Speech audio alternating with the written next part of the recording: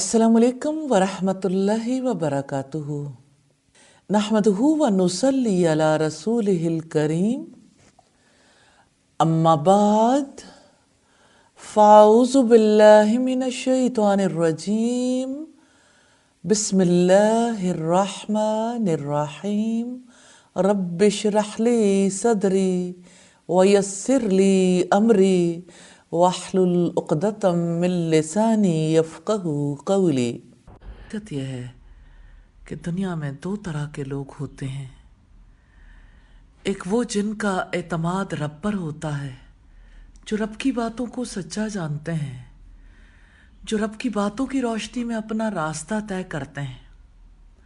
दूसरे वो लोग होते हैं जिनका एतमाद अल्लाह ताला के माँ सिवा किसी चीज़ पर भी हो सकता है, अपनी ज़ात पर या अपने जैसे इंसानों पर या हालात पर। जब उन्हें कोई मामला पेश आता है तो वो अल्लाह ताला के माँ सिवा किसी चीज़ को भी बुनियाद बनाकर अपने लिए अमल के रास्ते का तयन करते हैं।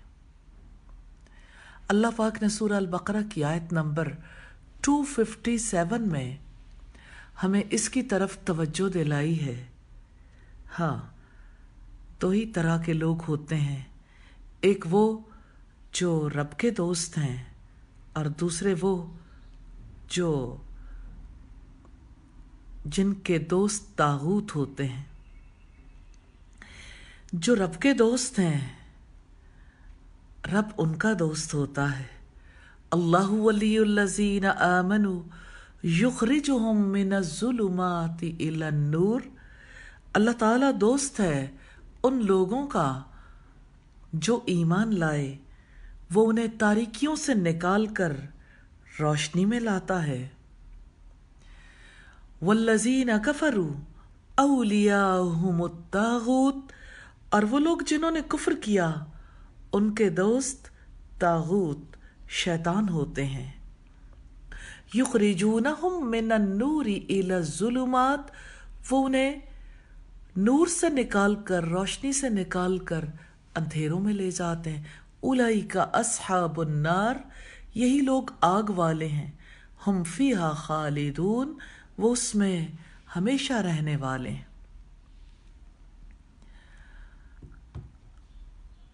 तो बात यह है कि जो अल्लाह ताला को अपना वली, अपना दोस्त बना लें, उनका जहन हमेशा रब के रुख से सोचता है। वो रब्बानी अंदाज में सोचते हैं, वो अपने रब पर भरोसा करते हैं। उनके जज्बात का रुख रब की तरफ रहता है। वो गुस्से और इंतकाम की बजाय सब्र और माफ़ी का तरीका अख्तियार करते हैं। ये अंधेरे से रोशनी की तरफ सफ़र करने वाले लोग हैं। और जो अल्लाह ताला को अपना दोस्त नहीं बनाते, उनका दोस्त शैतान बन जाता है। उनका जहन हमेशा तखरीबकारी की तरफ चलता है। वो साजिशें करते हैं, इंतकाम के रास्ते पर चलते हैं। जब भी कोई मामला पेश आता है, उनका जहन फौरन मनफी रुख पर चल पड़ता है। ऐसे लोग हमेशा अंधेरों में भटकते हैं, उन्हें कभी रोशनी में आना नसीब नहीं होता। अल्लाहु अकबर। ये ऐसे लोग हैं जिन्हें शैतान ने नूर से अंधेरे की तरफ दौड़ा दिया। कामयाबी रब वालों के लिए है, नाकामी उसके लिए है जो नूर का रास्ता छोड़कर अंधेरे को, तारीकी को इख्तियार कर लेता है। अल्लाह ताला ने जो हमारा रब है, हमें ज़िंदगी का जो तसव्वुर दिया है, वो ये कि ज़िंदगी इम्तहान के लिए है। किस चीज़ का इम्तहान है? आदम अलैहिस्सलाम और इब्लीस के वाक़े में बताया गया, अल्लाह पाक ने फरिश्तों से कहा था और इब्लीस से कि आदम के आगे झुक जाओ। फरिश्ते झुक गए, इब्लीस नहीं झुका। उसने कहा था, मैं आदम से बेहतर हूँ, आदम के आगे नहीं झुकूंगा। फिर अल्लाह ताला ने आदम और इब्लीस दोनों को जमीन पर भेज दिया। इब्लीस ने कहा कि मैं आदम की तमाम नस्ल को बहकाऊंगा। रब्बुल इज़्ज़त ने कहा, आदम की औलाद में जो लोग तेरे रास्ते पर चलेंगे तो मैं तुझे और इन सब को दोज़ख में डालूंगा। इब्लीस का रास्ता बड़ाई की नफ्सियात का रास्ता है, अना परस्ती का। दुनिया में बारहा ऐसा होता है, एक शख्स का मामला दूसरे से पड़ता है। अगर आपको अपने सामने वाला ताकतवर दिखाई दे और आप उसका लिहाज करें, उसका हक दें, और जब कमज़ोर आदमी नज़र आए उसे नज़रअंदाज कर दें, उसका हक देने से इनकार कर दें, तो ये इब्लीस का रास्ता है, शैतानी तरीक़ा है। हर मोमिन के लिए सही तरीक़ा ये है कि दूसरों के साथ हमारा सलूक मालूम उसूलों का पाबंद हो। आला उसूलों की पासदारी ज़रूरी है, खा कोई कमज़ोर हो या ताकतवर। इंसान का इस दुनिया में असली इम्तहान ये है कि उसने अल्लाह ताला की खातिर अपनी अना को तोड़ा है या नहीं। उसने अल्लाह ताला के आगे अपने आप को झुकाया है या नहीं। ऐसा दुनिया में होता है, और होता किसी इंसान के जरिए है। इसलिए कि आम तौर पर ऐसा होता है कि सुनने वाला अपने लिए इज्जत का मसला बना लेता है। वो समझता है अगर मैं हक के आगे झुका तो वो एक इंसान के सामने झुकने के हम्मानी हो जाएगा। ये एहसास उसके लिए रुकावट बन जाता है। लेकिन ऐसे मौके पर जब आदमी झुकता है तो इंसान के आगे नहीं, रब के आगे झुकता है, क्योंकि वो हक की खातिर झुकता है, किसी इंसान की खातिर नहीं। ऐसे ही लोग जन्नत में सबसे पहले दाखिल किए जाएंगे। हकीकत यह है कि दुनिया में कामयाबी की मंजिल तक पहुंचने के लिए हिकमत और सब्र दोनों जरूरी है। हिकमत की जड़ यह है कि इंसान एक चीज का दूसरी से फर्क जाने, और सब्र क्या है? अपने आप को रोक के रखना। हकीकत यह है दुनिया में कभी बोलना जरूरी होता है, कभी चुप करना, कभी हालात इकदाम करने का तकाजा करते हैं, कभी इकदाम न करने का, कभी आगे जाना अफजल होता है, कभी पिछली सीट पर बैठना और उस पर राजी कर लेना अफजल होता है। इसी फर्क को जो जान ले वो दाना है। सब्र की हकीकत यह है, ये बात बड़ी अहम है कि इंसान अपने आप को रद्द अमल से रोके, गैर मुतासिर जहन के तहत सोच समझ कर मंसूबा बंदी करे। इंसान मुतासिर हो जाता है। आपको अभी आके किसी ने कोई बात कही, किसी के बारे में कही, तो आपका जहन मुतासिर नहीं होगा। देखें, आप सड़क पर गाड़ी दौड़ा रहे हैं, अचानक सामने गाड़ी आ गई, तो गाड़ी रोक कर अगर आपने अपना रास्ता बना लिया, इसी का नाम तो सब्र है। रोके बगैर गाड़ी दौड़ाने का नाम ही तो बेसब्री है।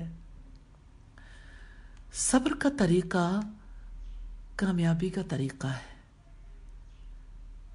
सब्र की शर्त को पूरा किए बगैर अगर आप जिंदगी में कामयाब होना चाहते हैं तो याद रखिएगा, कामयाबी मुकद्दर नहीं होगी, बर्बादी हो जाएगी। इस दुनिया में कभी इंसान को कम पर राजी होना पड़ता है, और ज्यादा वो पाता है जो पहले मरहले में कम पर राजी हो। कम पर राजी हो जाना नबी सल्लल्लाहु अलैहि वसल्लम की सुन्नतों में से एक है। आप और आपके असहाब 9 मील के फासले पर हुदैबिया में थे। क्या आप वापसी पर राजी नहीं हो गए थे? ख्वाब के बिना पर तो लोगों को यकीन था मक्का जाएंगे, तवाफ करेंगे, सही करेंगे, कुर्बानी और हलक करेंगे। तो आप देखें, तवाफ और सही तो नहीं हो सकी, لیکن قربانی اور حلق ممکن ہو گیا. تو قربانی اور حلق پر راضی ہونا کم پر راضی ہونا تھا. کامیابی کے عین قریب پہنچ کر آپ اپنے آپ کو روکنے میں کامیاب ہو گئے. یہی اس زندگی کی ضرورت ہے. لمحے لمحے یہ ضرورت پیش آتی ہے. پھر آپ دیکھیں کہ زندگی میں ہر ربانی کی دلچسپی مسئلے کو ختم کرنے سے ہونی چاہیے. مسئلہ پیدا کرنے والے شخص کو بدنام کرنے سے نہیں. نبی صلی اللہ علیہ وسلم پر جادو کر دیا تھا. جادو کے لیے جو کوشش کی وہ یہودیوں نے کی. ایک شخص لبید بن عاصم تھا جس نے اپنے زمانے کے ماہر جادوگر ہونے کی وجہ سے لوگوں کو راضی کر لیا کہ وہ آپ کے کچھ بال حاصل کر لیں، اور پھر اس نے زیروان کنویں میں ایک غلاف میں لپیٹ کر گرہ لگا کر وہ بال رکھ دیے. آپ پر کچھ دن تک جادو کے اثرات رہے. پھر اللہ تعالیٰ نے آپ کو سورہ الفلق اور سورہ الناس کی تعلیم دی کہ اس سے آپ فتنوں سے محفوظ رہیں گے. آپ صلی اللہ علیہ وسلم نے اس فتنے کا استئصال کرنے پر اکتفا کیا. لوگوں کو یہ ڈر تھا کہ آپ لبید بن عاصم کے ساتھ برا معاملہ کریں گے. راوی کہتے ہیں کہ میں نے رسول اللہ سے کہا آپ اس کے لیے جھاڑ پھونک کیوں نہیں کراتے؟ آپ نے فرمایا جہاں تک جادو کا تعلق ہے اللہ نے مجھے شفا دے دی. میں اس کو ناپسند کرتا ہوں کہ لوگوں میں سے کسی شخص کے خلاف شر بھڑکاؤں. ہاں، یہ کامیاب زندگی کی دلیل ہے. اللہ تعالی ہم سب کو مسئلہ ختم کرنے سے دلچسپی دیں، مسئلہ پیدا کرنے والے شخص کو بدنام کرنے سے نہیں.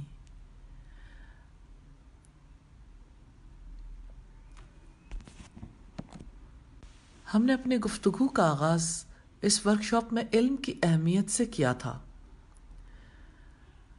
حقیقت یہ ہے دنیا اور آخرت میں علم ہی کی وجہ سے لوگوں کے درمیان فرق ہوتا ہے. علم ہی کی وجہ سے صالح اعمال ممکن ہوتے ہیں. آنے والے سال کے لیے علم کو پلان کریں. اللہ تعالیٰ انشاءاللہ رحمت فرمائیں گے. اور آنے والے سال میں اتحاد اور اتفاق کے لیے پلان کیجیے. آپ اپنے زندگی میں جزوی چیزوں پر زور دیں گے تو لازمی طور پر اس کا نتیجہ اختلاف نکلے گا، اور اگر آپ بنیادی چیزوں پر زور دیں گے تو انشاءاللہ اس کا لازمی نتیجہ اتحاد کی صورت میں نکلے گا. اتحاد بہت بڑی طاقت ہے اور اختلاف بہت بڑی کمزوری ہے. اسلام میں ہر قیمت پر اتحاد کو باقی رکھنے کا حکم ہے، خواہ اس کی خاطر بڑی سے بڑی چیز کو قربان کر دینا پڑے.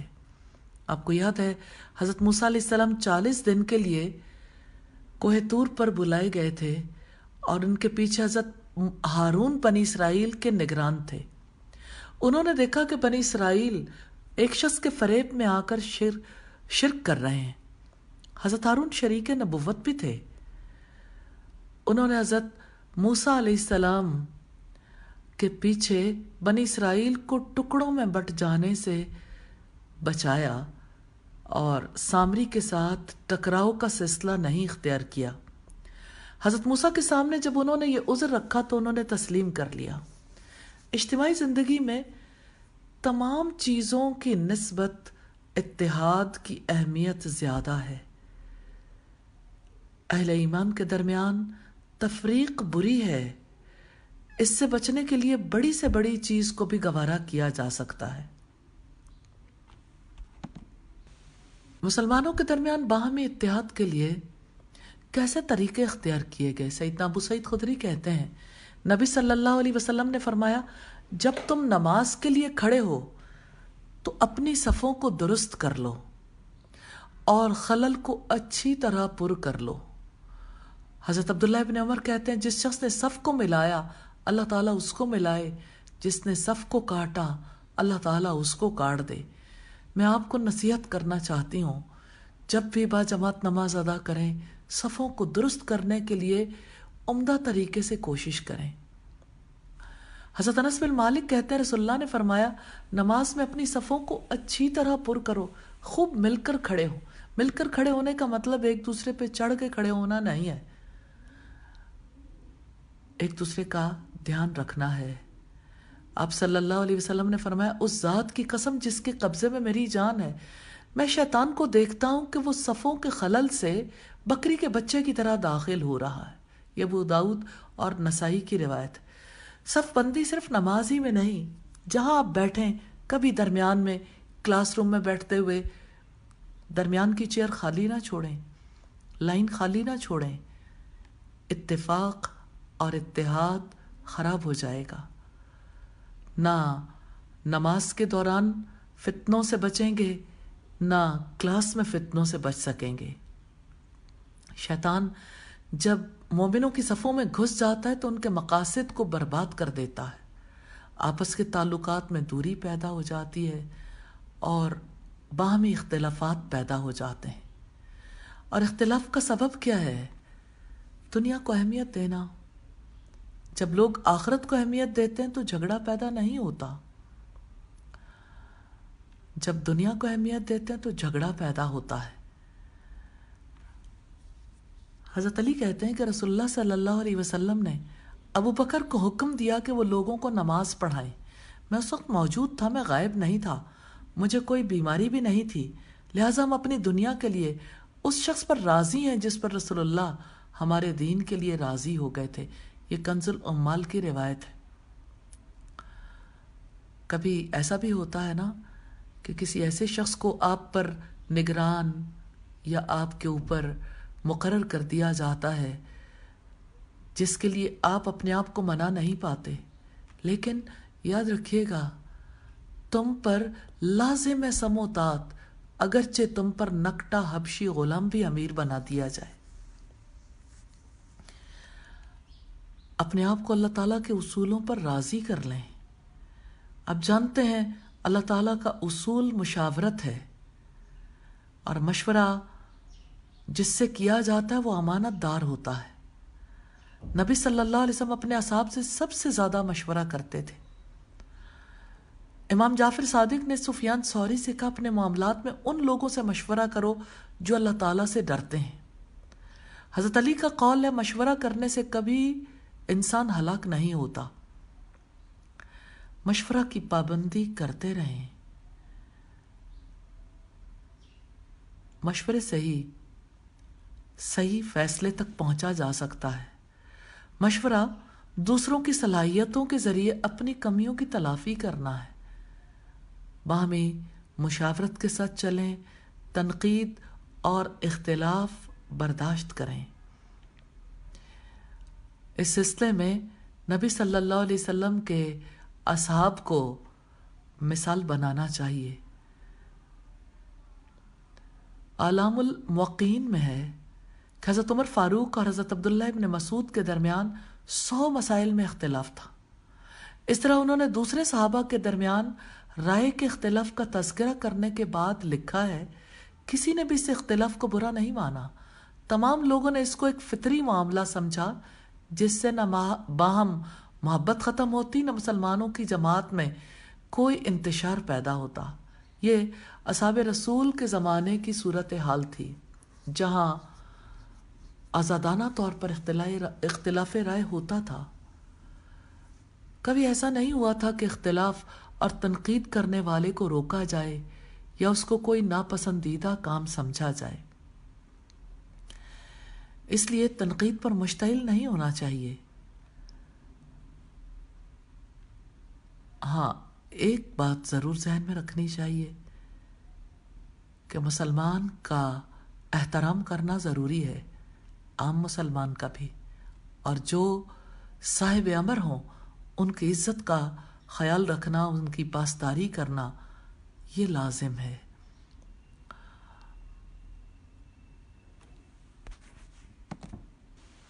یاد رکھیے گا، اسلام رزلٹ اورینٹڈ دین ہے، نتیجہ رخی دین ہے، آخری حد تک نتیجے کا لحاظ رکھا جاتا ہے۔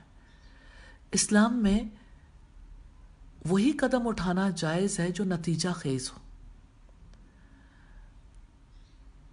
اور اسلام اس بات کو بھی اتنا ہی ضروری خیال کرتا ہے کہ برا نتیجہ پیدا کرنے والے اقدام سے خود کو روکا جائے۔ تو زندگی میں نبی صلی اللہ علیہ وسلم کی سنت کو فالو کریں۔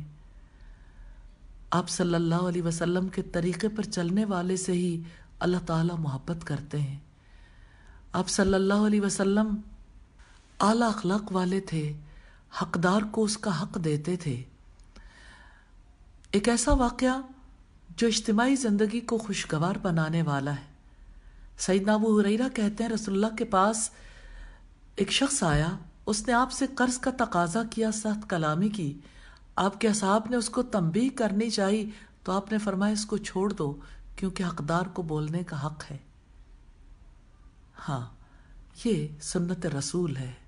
کوئی شخص کسی معاملے میں آپ سے تلخ کلامی کرے تو اس کے برے رویے کو نظر انداز کر دیں اور اس کا حق ادا کریں۔ حقدار کو شکایت کرنے کا حق ہے۔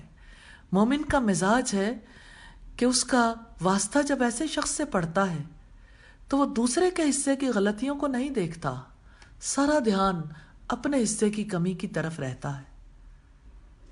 مومن کا مزاج مسئلہ ختم کرنے کا ہوتا ہے، مسئلے سے الجھنے کا نہیں۔ جو آدمی مسئلہ ختم کرنا چاہے وہ ہمیشہ اپنے آپ کو دیکھتا ہے، کیونکہ اپنی ذات تو کنٹرول میں ہے، دوسرے کی ذات بس میں نہیں ہے۔ صلی اللہ علیہ وسلم کا طریقہ رحمت کا تھا۔ ہند نے رسول اللہ کی شان میں گستاخی کی تھی کئی بار۔ آپ صلی اللہ علیہ وسلم نے اس سے بھی بیعت لی اور اسے اسلام میں داخل کر لیا۔ یہی چیز تو آج کھو گئی ہے۔ نبی رحمت کا طریقہ، وہی طریقہ اپنانا ہے، رحمت کا، مرسی کا، نرمی کا طریقہ۔ اسی سے لوگ دین کے قریب آئیں گے، اور کبھی جاہلیت کی پکار نہیں پکارنی، کسی علاقے کو، کسی خاص ایج گروپ کو، پہلے پڑھنے والوں، بعد میں آنے والوں، کسی اور بنیاد پر کسی کو فضیلت نہیں دینی، گروپنگ نہیں کرنی، فطری سادگی اختیار کرنی ہے۔ یہی اسلام کی روح ہے۔ اسلام سادہ مذہب ہے، ضروری تکلفات سے پاک ہے۔ اسلام میں بنیادی باتوں اور جزوی باتوں میں فرق کیا گیا ہے، بنیادی حقیقتوں پر اسلام کو قائم کیا گیا ہے۔ اسی وجہ سے اسلام کو اختیار کرنا اتنا ہی آسان ہے جتنا ہوا اور پانی کو۔ میں آپ سے توقع رکھتی ہوں کہ آپ انشاءاللہ ایمانی کردار کو مضبوط کریں گے اللہ تعالیٰ کے فضل و کرم سے، اور آپ اچھا کردار اپنائیں گے۔ دنیا میں اچھے کردار والا انسان وہ ہے جو دوسروں کے ساتھ بھی وہی سلوک کرتا ہے جو اپنے لیے پسند کرتا ہے، اور برے کردار والا انسان وہ ہے جو اپنے لیے کچھ اور پسند کرے اور جب دوسرے کا معاملہ ہو تو کچھ اور پسند کرے۔ اچھے کردار والا انسان وہ ہے جسے کڑوا بول سن کے غصہ نہیں آتا، جو کڑوا بول عمدہ کر کے اپنے اندر سے نکالتا ہے۔ کڑوا بول جب خود کو اچھا نہیں لگتا تو دوسروں کو بھی کڑوا بول جواب میں نہیں دینا چاہیے، کیونکہ آپ نہیں چاہتے کہ کوئی آپ کے ساتھ کڑوا بولے۔ دنیا میں رہتے ہوئے یاد رکھیے گا، ہر عمل اپنی ہی طرف واپس آتا ہے۔ جب آپ کسی کے ساتھ اچھا کریں گے، آپ کو اللہ تعالیٰ اس کا نتیجہ بہت سی صورتوں میں بھلائی کی صورت میں دیں گے۔ اچھے کردار کا فائدہ یہ ہے کہ آپ کی اپنی روح کو سکون ملے گا، اور اس سے اچھا معاشرہ وجود میں آئے گا، اور برے کردار کی وجہ سے خود روحانی سکون سے محروم ہو جائیں گے اور بری معاشرت قائم کریں گے۔ آپ اپنے معاشرے کو ایک باغ جیسا معاشرہ بنائیے، اپنا ماحول پھولوں جیسا بنائیے اور کانٹوں سے دور رہیے۔ آپ اپنے آپ کو سورج کی طرح بنائیں، زمین پر رہنے والے سب لوگوں کو روشنی پہنچاتا ہے۔ سورج کو کوئی گالی دے تب بھی وہ روشنی اور حرارت کا تحفہ دیتا ہے۔ ہمیں نفع بخش بننا ہے، کسی سے کچھ ملے یا نہ ملے، ہمارا اخلاقی معیار اونچا ہونا چاہیے۔ دوست کو بھی توجہ دیں، دشمن کو بھی دوست کی نظر سے دیکھیں، غیروں کے ساتھ بھی اپنوں جیسا سلوک کریں۔ اب درخت کو دیکھیں، درخت کیا کرتا ہے؟ آپ کی سانس سے نکلی ہوئی کاربن ڈائی آکسائڈ گیس لیتا ہے، اس کے بدلے آکسیجن نکالتا ہے جو زندگی کی ضرورت ہے۔ درخت میں جو چیز جاتی ہے صحت بخش بن جاتی ہے۔ یہی اخلاق اپنا لیں۔ کوئی آپ کو ذلیل کرنے کی کوشش کرے، آپ اس کو عزت دینے کی فکر کریں، اور آپ کا کردار قابل پیشین گوئی کردار ہونا چاہیے۔ لوگ آپ کے بارے میں جانتے ہو، آپ کسی کو دھوکہ نہیں دیں گے، جھوٹ نہیں بولیں گے، خیانت نہیں کریں گے، کسی کی کمزوری کا فائدہ نہیں اٹھائیں گے، آپ اچھی امیدوں کو پورا کریں گے، آپ قابل پیشین گوئی کردار اختیار کریں، اچھا کردار۔ آپ کے لیے انشاءاللہ کامیابی کے راستے کھل جائیں گے۔ اپنی ذمہ داریوں کو پہچانیے، رسالت کے مشن کو ادا کرنے کے لیے ہمتاً مصروف عمل رہیں۔ گھر میں، لوگوں کے درمیان، دوستوں میں، رشتہ داروں میں، ہر جگہ، ہر مقام پر آپ نے بیج بونے ہیں، اور انشاءاللہ جب نرسری لگائیں گے تو نرسری کو باغ میں بھی لے آئیں گے انشاءاللہ تعالی۔ اللہ تعالی ہم سب کی حفاظت فرمائے، ہمیں ایمانی راستے پر چلنے کی توفیق عطا فرمائے، جنت کا راستہ ہمارے لیے آسان بنائے۔ اپنی دعاؤں میں یاد رکھیے گا۔ السلام علیکم ورحمۃ اللہ وبرکاتہ۔ سبحانک اللہم وبحمدک، نشہد ان لا الہ الا انت، نستغفرک ونتوب الیک۔